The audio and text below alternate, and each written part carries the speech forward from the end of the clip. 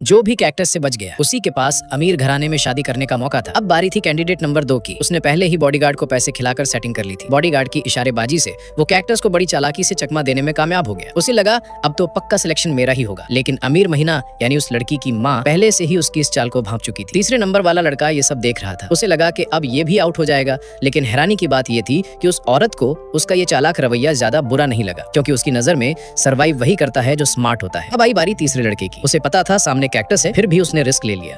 उसे लगा ये भी कोई टेस्ट होगा, लेकिन अफसोस उसका अंदाजा गलत निकला। अब बारी थी आखिरी और सबसे मुश्किल टेस्ट की। जो इसे पास कर लेगा वही उस अमीर घराने का दामाद बनेगा। तभी लड़की खुद भी बाहर आ गई। उसने दोनों लड़कों को गौर से देखा, लेकिन जाहिर था कि कोई भी उसे पसंद नहीं आया। फिर अचानक उसने वहाँ काम कर रहे माली को बुलाया और कहा कि वो भी इस टेस्ट में हिस्सा ले। माली थोड़ा घबरा गया, बोला मैं तो बस एक माली हूँ, तुम्हारे लायक नहीं। लेकिन लड़की ने उसे टोक दिया, क्योंकि वो पहले से ही जानती थी कि माली उसे कब से चुपचाप पसंद करता है। लड़की की माँ ने भी कोई आपत्ति नहीं जताई। अब तीनों लड़कों को लेकर वो एक कमरे में गए, जहाँ रखा था एक ताबूत और एक व्हील चेयर। सिचुएशन थोड़ी अजीब थी, पर सबने खुद को संभाल लिया। लड़की ने आगे आकर सब कुछ साफ किया। मुझे एक जानलेवा बीमारी है, आगे की जिंदगी दवाओं और व्हील चेयर के सहारे ही गुजरेगी, और हो सकता है किसी दिन अचानक मौत भी आ जाए। नंबर 2 को लगा ये भी शायद किसी तरह का टेस्ट होगा, लेकिन नंबर 1 ने बहुत इमोशनल होकर कहा कि मैं तुम्हारे साथ रहना चाहता हूँ। तुम्हारे पास जितना भी समय है मैं उसमें तुम्हें पूरी मोहब्बत देना चाहता हूँ। लड़की उसकी बातों से इमोशनल हो गई, लेकिन जैसे ही उसने अगली बात कही, लड़के का असली चेहरा सामने आ गया। वो लड़का उसे छोड़कर चला गया। अब लड़की पूरी तरह टूट चुकी थी। उसने माली को भी वहाँ से जाने को कहा, लेकिन माली ने कदम आगे बढ़ाए और कहा कि मैं सच्चे दिल से तुम्हारे साथ रहना चाहता हूँ। तुम्हारी बीमारी